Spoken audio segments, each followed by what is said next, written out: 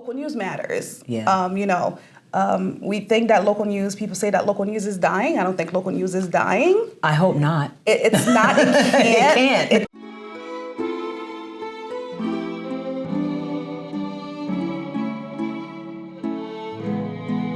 This episode is brought to you by Eva Marie New York. Rooted in heritage, powered by science, Eva Marie New York was born to celebrate the intersection of nature, resilience, and timeless beauty. Our premium formulations are designed to deliver visible results, brightening, firming, and restoring your natural radiance. Elevate your self-care ritual and embrace the glow that's uniquely yours and experience the luxury of natural beauty. Eva Marie New York. Shop now at evamarie.com and follow us on Instagram at EvaMarieNY. Welcome to Conversations with Verdel Jones. I'm your host, Verdel Jones, and we are about empowering your passion with purpose. So, this era of misinformation and or disinformation, how do we know that the news that we hear or see is really true or factual? Today, our guest is passionate about transforming the way that communities stay informed and connected.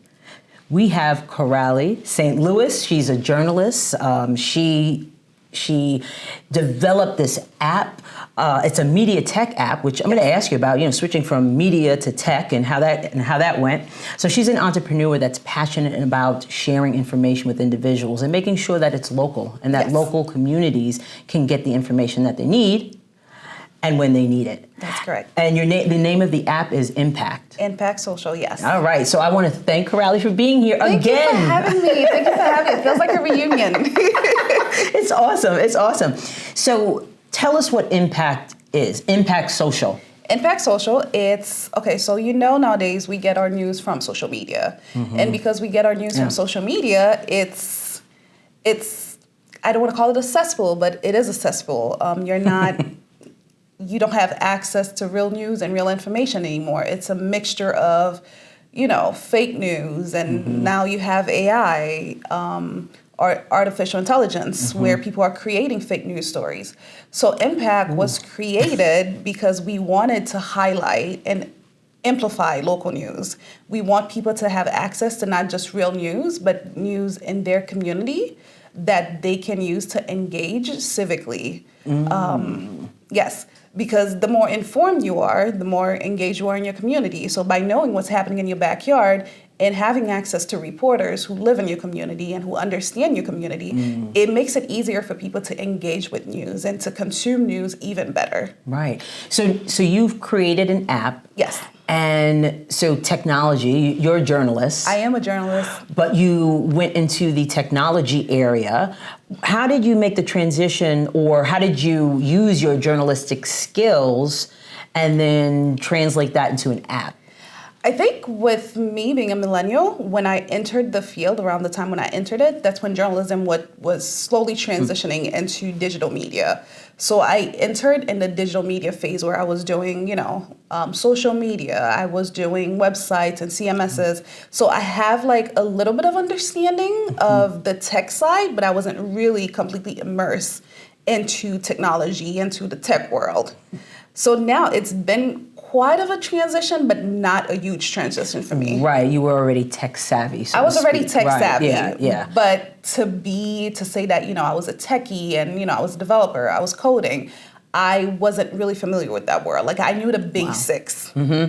But now it's a completely different world. Right. So you're coding and all that stuff? No.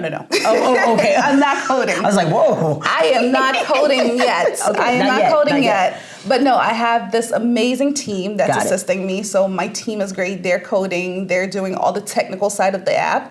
And I'm doing the front end part of it. Okay. Yeah.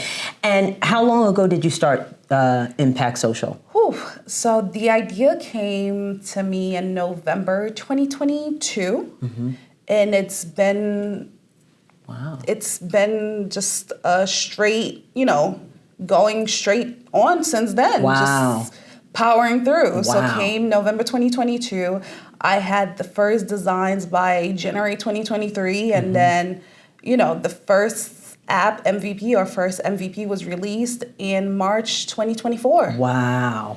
So it's just been... It was always just like something that was in the back of my head because, I've always been media savvy. I've always been entrepreneurial. And it was always the question of what is the next thing for me? What is the next thing that I'm going to do? And then this app was just the next best thing. So in 2022, when you're thinking about this app or the concept of the app and keeping news local and wanting people to get their local news in a credible type of way, what was it that made you have the passion to do that? It's a little bit, I'm not going to call it self-serving. It's not, but it's being a journalist and you're working in a newsroom and you're watching the world unfold around you and how communities are depending on news and they're depending on information, especially if you have elder parents, you have elder members of your family and they're getting their news from social media. They're getting their news from WhatsApp. They're getting their news from text messaging. And oftentimes it's a lot of fake news. Yeah. I'm not gonna sugarcoat it. That misinformation and disinformation. Yes, it's a lot of fake news. It's a lot of misinformation. And people are making decisions about their lives based on this information, based on things that they are seeing online. So it was important to give people a platform where they can have access and where we're able to curate the kind of information that they're seeing on their feed. And we started with local news because local news matters. Yeah.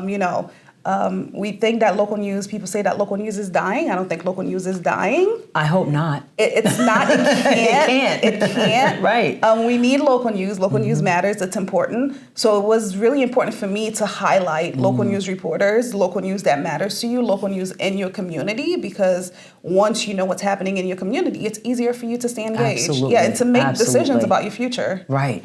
I want to talk about how you actually curate what people can see on Enpak Social app. And is this countrywide? It is. Okay. So we have content from all 50 states. And basically what we do, we're working directly with local news publications. So we started with legacy publications. So these are newspapers or news agencies that have been around for a while. They have a reputation. They are known to be credible. So we're starting with them, but we're also partnering with other local news conglomerates in getting them on the app. So we have a specific feed that we dedicate to local news. Okay. So people are able to differentiate what the news is and what other users are posting. We're also verifying reporters. So on our app, journalists are the only ones who are verified because we want people to know who's covering their communities. Right. And who the information that they're getting is coming from. And journalism matters. We said local news matters, journalism matters. And I think a lot of people, you hear some people get caught up in the fact that, journalism, don't do that. But there is such a process that journalists go through to get the story right. Good journalism matters. That's right. Good journalism matters. Good journalism matters, yes. Absolutely. So what has been some of the challenges that you faced in this endeavor? There will always be challenges when you start something new because it's a learning process. I'm relearning how to do a lot of things. I've spent many, many years working for other people, working in newsrooms, not having to...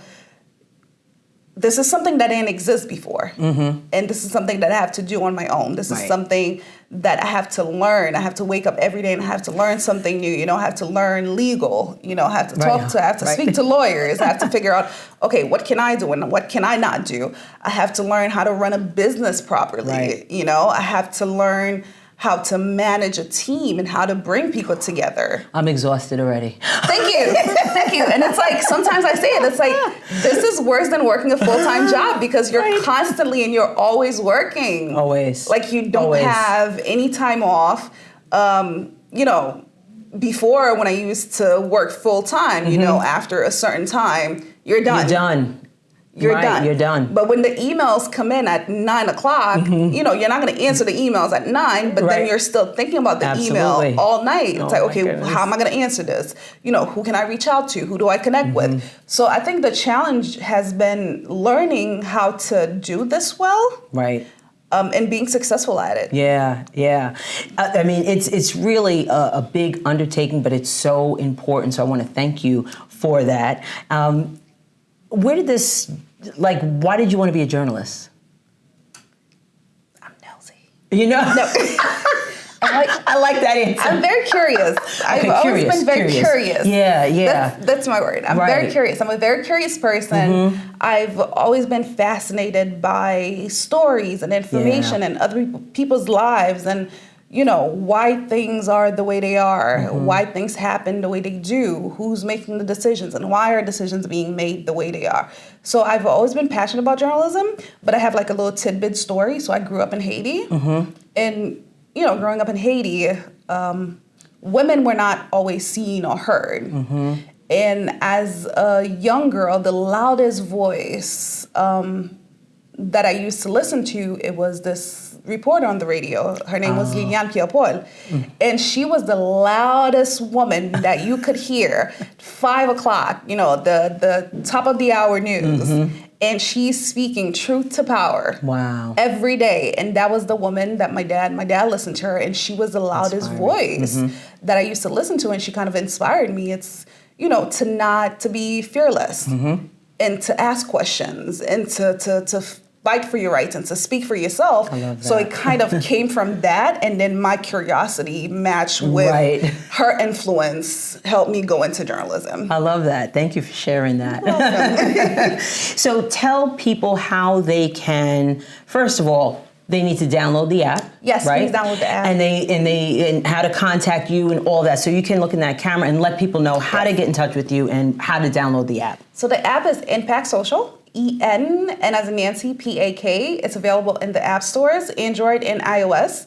And you can find us on social media at Enpak Social, and our website is enpaksocial.com. All right. Thank you so much. So what has been the greatest success out of this endeavor? I'm still alive. But all jokes aside, greatest success would have to be watching it come to life. Yeah. Seeing it in the app stores, and then I'll go somewhere and I'm talking to people and I'm like, hey, even though we're not so big yet, but I'll tell people, I'm from Enpak Social, and somebody will be like, oh, I've heard of you guys. Wow. Nice. And sometimes in the back of my head, I'm like, did you? But it still feels good. Right. And I think we've made enough of an impact that when we go somewhere, people can recognize the work that we've done. That's awesome. And the fact that we're still going. Right. Yeah. Well, congratulations. Thank you. I wish you much, much success. Thank you. Everyone, make sure that you download Enpak Social, available on all the things that Coralie mentioned, and you know how to do that. I want to thank Coralie for being a guest on Conversations with Verdel Jones. Local journalism and news and information matters, and I want to thank her so much for bringing this to our attention. Thank you, everybody, for watching Conversations with Verdel Jones, and make sure you like, share, comment, and subscribe so you do not miss an episode. And in the words of Maya Angelou, when you learn, teach, and when you get, give. Thank you so much, and we'll see you next time.